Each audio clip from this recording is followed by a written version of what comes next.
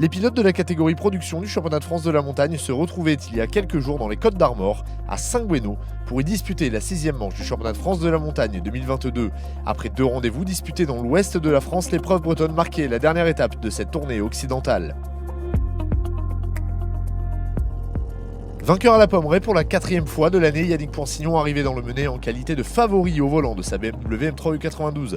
Si sa suprématie fut contestée lors des essais, le pilote vosgien a rapidement remis les pendules à l'heure pour s'offrir un nouveau succès à Saint-Gouénot et ainsi prendre un avantage non négligeable au championnat avant de basculer dans la seconde moitié de la saison.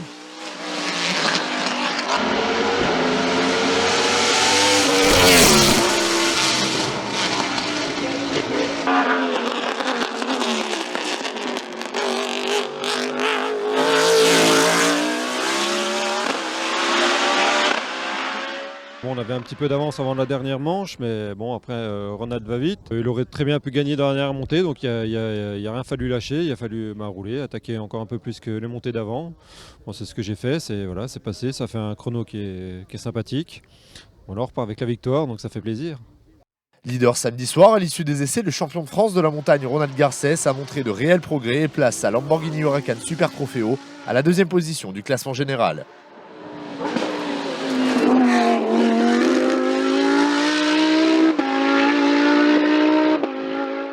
Comme à la Pommeraye, l'Alsacien Philippe Schmitter termine 3e au scratch au volant de sa Renault RS01, de quoi parfaitement concrétiser cette tournée de l'Ouest.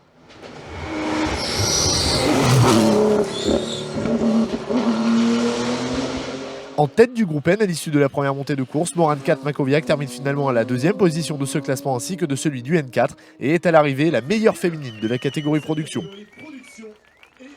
Jamais 203 pour Nicolas Delperrier qui, après Terval et la Pommeraye, remporte la classe FC2 pour terminer meilleur jeune de la catégorie production sur sa Simca Rallye 2. Delperrier, le meilleur jeune de cette catégorie production. Surfant sur sa belle forme du moment, Jean-Marc Gandolfo termine à la 4e position de la classe GTTS 4 sur sa Porsche Cup. Il termine également 9e du scratch. Philippe Marion poursuit également sur sa belle lancée en prenant la 5e place de la classe avant de s'envoler vers les États-Unis pour la course de côte de Pikes Peak.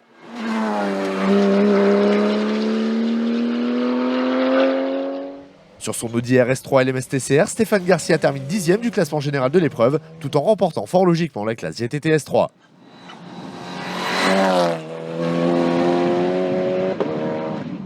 Deuxième succès consécutif dans la classe GTTS 2 pour Jean-Jacques Morel qui y impose sa Peugeot RCZ Cup. La classe GTTS 1 a offert une belle confrontation entre les pilotes de midget que remporte finalement Jean-Michel Lestienne. C'est dans la dernière ascension du week-end que Jean-Michel Godet grimpe à la 2e position du GTTS 1, aux dépens d'Aurore Louison sur sa midget 1300 qui termine donc 3e de la classe. Au volant de son Alpine A110 GT4, Anthony Dubois remporte le GT Sport pour la 4e fois de la saison, tout en arrachant la 4e position au général.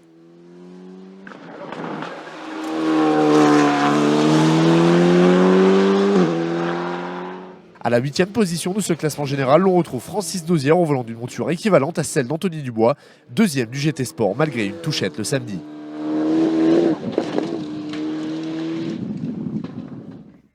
Derrière les deux hommes, Elodie Lafosse place sa Lotus Exige à la 3e position du groupe et s'impose dans la classe GT1.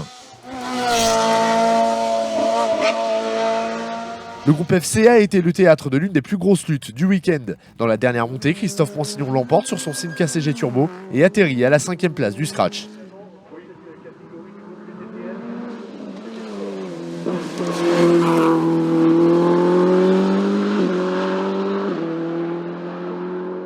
Auteur d'une prestation XXL tout au long de l'épreuve au volant de sa Simca Rallye 3, Mathieu Nouet doit finalement se contenter de la seconde position du groupe et de la 6e du général, mais aura à nouveau régalé les spectateurs.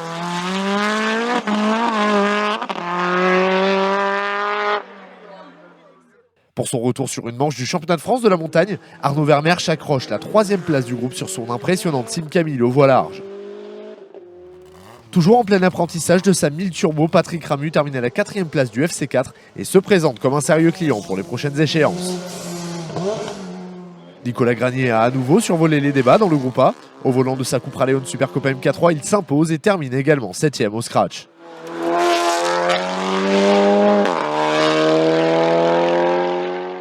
Le Normand Julien Dupont fait une belle opération au championnat en terminant deuxième du groupe. Tandis que Geoffroy Bouin, toujours en proie à quelques ennuis mécaniques, qui conclut un podium 100% Cupra. Quatrième de la classe A5, Aurore Dodi progresse de course en course avec sa Super Copa MK2. La championne de France production en titre sera surveillée de près pour le reste de la saison. En prenant la troisième place du groupe A, Jean-Pierre Pop remporte fort logiquement le A4 sur sa Peugeot 308 Cup. Son coéquipier Manuel Brunet inscrit son nom sur la deuxième marche du podium de la classe et devance Dominique Fade, concluant ainsi parfaitement son enchaînement de 3 courses dans l'Ouest au volant d'une 308 Cup comme ses deux camarades du jour. Quel combat dans la classe A3! À l'arrivée, c'est finalement Laurent Lafosse qui renoue avec le succès au volant de sa Renault Clio 2 Cup. Victime d'une petite touchette le samedi, l'ayant handicapé pour le reste du week-end, Sébastien Stark doit se contenter de la seconde position de classe sur sa 3 Cup. Vainqueur de cette classe justement à Terval, Michel Binot hisse sa Nissan Almera Kit Car à la troisième place du A3 à Saint-Goueno. Une belle opération au championnat pour le vétéran de la catégorie production. Sébastien Lemaire remporte sa 6e victoire consécutive dans le groupe N en Bretagne au volant de sa BMW M3 E36. Comme ses cousins de la famille Poinsignon, Nicolas Weisbecker ramène la coupe à la maison en remportant le groupe F2000 sur sa BMW 318 Compact. Victime d'un problème mécanique l'ayant empêché de prendre part à la dernière montée de course, le Rochelais Samuel Duracier termine second de groupe sur sa Honda Civic Type R. Notons enfin que Jean-Marie Brizard sur son Alpine A110 s'est illustré dans le groupe 4 de la catégorie VHC Production en terminant à la seconde position. Place désormais à un mois de pause pour les concurrents de la catégorie production qui se retrouveront les 2 et 3 juillet prochains dans le Doubs pour y disputer la 58e course de côte de Villafan et Chevannes, 7e manche du championnat de France de la montagne 2022.